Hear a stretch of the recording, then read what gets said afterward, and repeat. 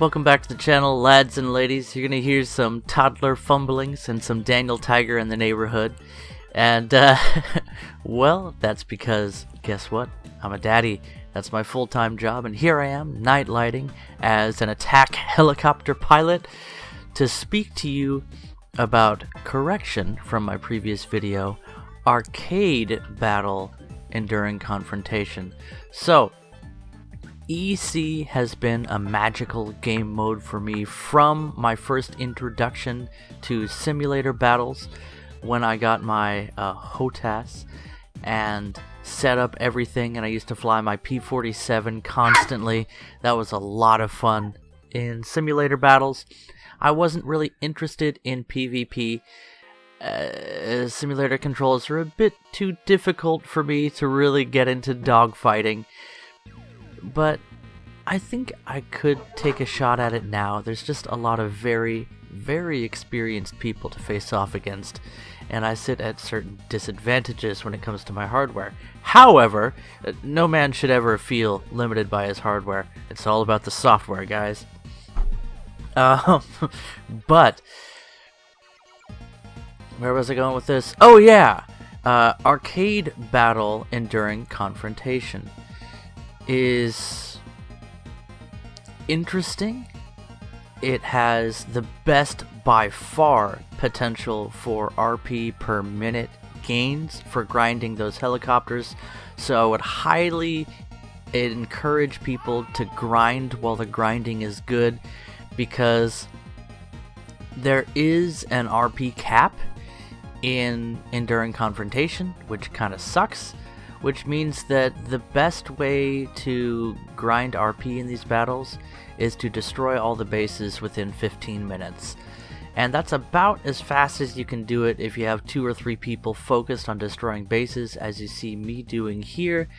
And unfortunately, that is the meta for arcade battle enduring confrontation. Now, once I realized, and by realized I mean was notified by people that saw my previous video, thank you. If you ever want to be corrected of a mistake, post it on the internet. So I actually do appreciate that. Hi, baby! Guppy just put on her baby shark head, and she wants me to Velcro it for her. So there we go. Baby shark! You are so cute. Say hi! What do you want? You want up? Here, you can have a tomato instead. You want a tomato? No, okay. Alright, what were we saying? So, once you realize these are arcade battles, then things make a lot more sense. The fact that the meta is climb to high altitude, bomb bases, well, that seems awfully familiar to you arcade players. If you want to actually win arcade battles, that is the best way to do things. Unfortunately, there are a few things with the setup of this game mode that make it very, very, very unbalanced, and we've already mentioned the first. If you constantly climb, and I will teach you how to climb in a helicopter in arcade battles, don't worry, we'll get to that at the end of the video, but if you constantly climb and use Hydra rockets to assault bases, as you see us doing here, and I'm talking about helicopter bases, then you can wipe out the enemy team within about, as I mentioned, 15 minutes, which is a very short match for enduring confrontation. But ask EC sim players, it's nothing new. Sim players also do that, and it's one of the biggest problems with enduring confrontation. The fact that you can destroy all of the airfields. They are addressing that with modular airfields, although that mechanic does not seem to be implemented in the helicopter version yet, and that would likely not be a fix because these are arcade mechanics where you have in-flight reloading of munitions.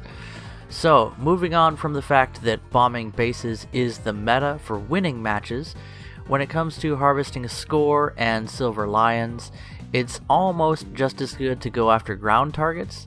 So if you don't want to bomb bases, that's fine.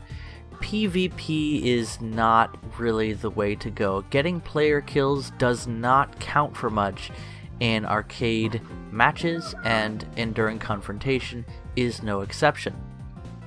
So I would highly recommend players to avoid PvP. It's not really worth it. It's going to be frustrating, and it's going to be especially frustrating because the way these EC matches are set up, in the first 5 minutes of the match, you can only use your 8.0 level or battle rating helicopters, that is starting helicopters, of which the Americans by far have the best version in the Cobra, which really ought to sit ahead of the Hueys in battle rating, but don't ask me why. It outperforms them in every way, and yet it sits as a starter. It is a solid starter. I'd like to see other solid starters for the other teams, and I understand why the Hueys do not make acceptable starter helicopters, but the way they're set up, the early Hueys are just kind of useless when compared against the Cobra. So they really ought to be in their own line, but there's only one line in helicopters. I'm getting distracted here. The problem is, you start off with a starter, but after 5 minutes you can spawn in a 9.7, and after 10 minutes you can spawn in a 10.0. That means by the time you've finished your first couple of PvP encounters, you can respawn in an AH-1Z with top-of-the-line air-to-air heat-seeking missiles, and if you play your cards right, you can destroy an enemy vehicle before they even have a marker for you. And even in relatively close range, we're talking half a kilometer encounters, you can shotgun someone with those heat-seeking missiles that have very good tracking properties against slow-moving targets. Now, it is possible to dodge a heat-seeking missile from an AH-1Z or the top-tier Hind, but it's very difficult. You have to react immediately, and you have to have enough energy in order to do so. We're talking altitude or flight speed, and the way that works for helicopters is a bit different than aircraft, but you still need to evade aggressively. To put things simply, if you're trying to evade a heat-seeking missile, it will always be at the last second because the notification comes in very late. If you are lucky enough to be looking behind you at the time when it's being fired at you, you do have something of a chance. But the best way to evade that I've noticed so far, what's worked for me, is to immediately nose up the aircraft, which will increase our altitude significantly. It'll increase our altitude gain as well as the RPMs on the rotors, and it will also cut our forward movement significantly. So it's one of the highest G turns you can do in a helicopter is actually to nose up, which is different, of course, than your typical flight maneuvers for an aircraft, where you generally want to nose down and also roll. Would not recommend that with a helicopter. The blades really aren't meant to effectively pilot the helicopter in that way. Rolling all the way upside down in a helicopter in War Thunder is often a death sentence, especially at low altitude. So, as you see, after we destroy a few airfields, then we do often decide to just go after ground targets just to mix things up, because I've been grinding this event quite a bit. As I mentioned, it is the fastest way to grind. From my calculations on a premium account, running a vehicle with a talisman, which I highly recommend if you're interested in grinding helicopters. You put a talisman on the Cobra, the AH-1, the 8.0 Cobra. As mentioned, it is the strongest starter by far. It's stronger than the next two helicopters that you'll unlock through regular progression, and it's still viable into end game for this mode because you have to start in an 8.0. So you might as well talisman this guy because you'll be spending half of your match in him anyway. Again, 5 minutes before you can get into anything else, and 10 minutes before you can get into a top tier helicopter, and that's going to be 5 minutes before the end of the match on average. Again, these are enduring confrontation matches, but they're arcade, so they last for about 15 minutes. If you come to terms with this fact, and it's not a comfortable fact for me. I was really hoping for something more like RB, and having air equipment really helps with the slow flight speed of these helicopters and the large map size. So there's really a lot to take in with this game mode. There's a ton of potential, but it all has to be realized within 15 minutes. So as soon as you accept the fact that matches are only going to last for 15 to 20 minutes on average, then it's actually not such a terrible thing. Again, because Gaijin has instituted an RP cap for longer matches, it's not worth it to stay in a match for an hour and a half grinding ground vehicles, and yes, I've tested that with 64 medium or heavy tank kills.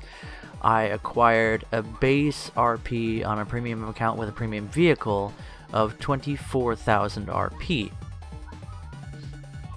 Compare that with 15-minute matches where I'm getting a base of 10 to 14,000 RP, and you'll see that it's really not worth it to stay in those matches for the longer period of time, because you do get the RP and Silver Lion modification or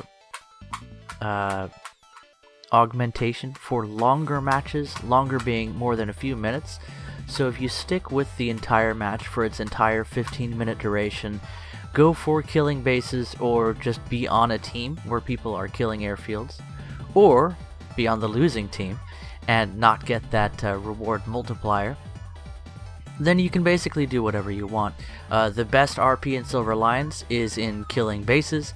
After that, you'll get decent RP in Silver Lions in going for ground vehicles, and if you want a PvP, that's something you can do, but again, this is arcade. Rewards are going to be rather low unless you rack up a massive kill count, which is very possible in top tier aircraft, i.e. the AH-1Z, the Hind that have the air-to-air missiles, although that is, in my humble opinion, kind of a scumbag move. So that is a more in-depth look at Helicopter Arcade Enduring Confrontation. It really is an interesting game mode. I'm comfortable now with matches lasting less than 15 minutes. Oh, one more thing I really need to mention. Gaijin have attempted to keep you from destroying helipads by spawning untargetable AA that can be directly fired upon but never shows up on your as a marker, that targets you within 4 kilometers of an enemy airfield and acts like airstrip AA. It's very deadly. But if you climb to about 3k and fire down, you'll be able to take out the base. So as you see, the rewards are decent. There's definitely room for growth with this game mode, and I would like to see it developed. The meta is definitely to climb and to destroy airfields with rockets, and once you accept that this is arcade, and that's the way arcade has sort of always been, the meta is to destroy bases and then the airfield, well, then it gets a bit more comfortable with the fact that this is the deciding factor for matches. And again, it does take some time to achieve victory that way, although if you have a squad of 4, you could probably get a win in about 10 minutes or so, but that still does give some time for people to enjoy PvP or ground strike, which is really the primary fun of this game mode.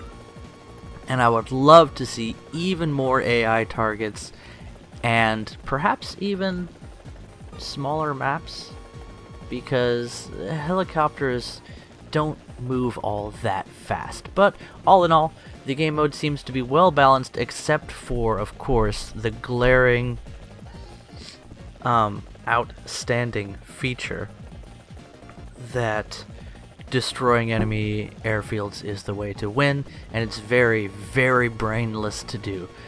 Climb continually, keep your altitude above 3k, and nuke bases with rocket pods. Anyway guys, hope you enjoyed this video, hope it was informative for you, and by no means let the simple meta of this game mode discourage you from enjoying it in whatever way you want to. It's a great opportunity to grind out helicopters much better than what was previously available.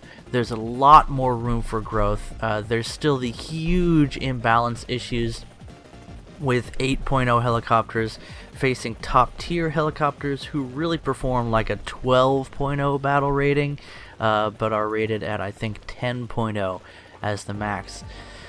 So that is an issue, but what you gonna do? There's still room for you to perform, and honestly it's better than what was there before. It's a step in the right direction, and it still definitely needs lots of work, a fact that I'm sure Gaijin is aware. So be ready with your feedback, try and stay positive, have some fun out there, and if you're just gonna, you know, suck down that piss and grind, then be like me and just find the best way to do it. You can get bitter, or you can just drink the piss. Alright guys, catch you in the next one. Bye bye. I've decided to extend this video a bit by showing you some gameplay. This was a match I had where we agreed to extend the match by not destroying bases and just have some fun ground striking, and I ended up giving the enemy team some kills on me as well. So if you're interested in watching what it would be like to have an extended match and know that the rewards are not all that great, again because there is an RP cap, well, here you go. Enjoy.